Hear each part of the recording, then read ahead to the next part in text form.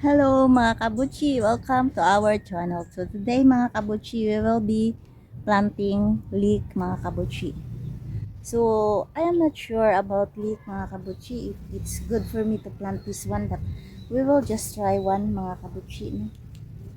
Pero murag di ko convince murag dili siya gamit sa among kitchen because we are not used to this using leek in the kitchen mga kabuchi. And anyway, we will try to plant na lang sad mga kabuchi the leek.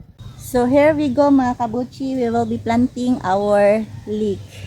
So supposed to be, dili ako hisitan kung planta ni today, but then we still have pots magod mga kabuchi because our kangkong is gamay ra. And gamay ra pud kayo ang liso sa leek ha. Let us check kung what the seed looks like mga kabuchi, since this is the first time that we are planting the leek. So basically mga kabuchi, your leek looks like your kuan na gid siya mga kabuchi, your onion. See mga kabuchi, so mura ra jud siya onion mga kabuchi. Wala na ko na diri no. So just like onion mga kabuchi no. So this the kanang leek seed mga kabuchi, so it's smaller and darker than the onion than the red onion mga kabuchi.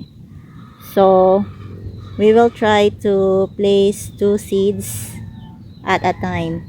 So dili na lang gid na ako gyud i-video gid kung yun sa mga kabuchi because it's very difficult man unless ato ning sprinkle na, but I don't want to sprinkle the lake mga kabuchi because we were not kuan man gud mga kabuchi, we will no longer be transplanting our lake mga kabuchi. So this is the final destination na niya.